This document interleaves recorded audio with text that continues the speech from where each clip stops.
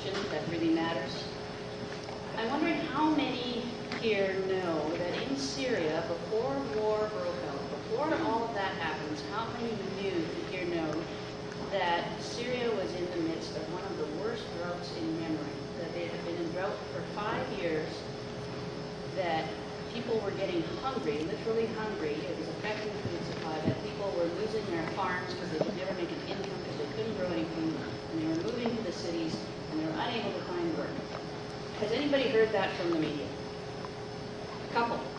That's right. Not near enough. We need to ask the question, how has that situation, how have we affected that situation? And again, I go back to the climate change things.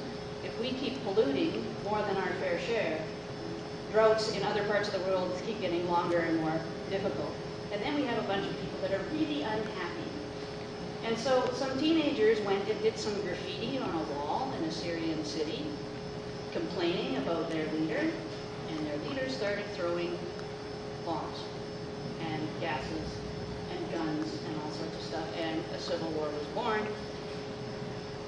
And I say that tentatively, not wanting to say that I'm an expert on Syria and ISIS. But my point is, similar to Mr. Goodale's and to Mr. Woodward's, that we need to get back to focusing on making sure all of our neighbors around the planet have access to food and health.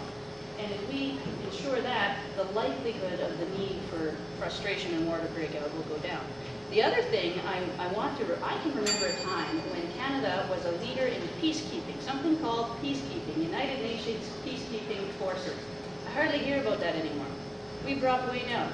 We like to get on the war horse right away. And we need to get back to peacekeeping under the United Nations, working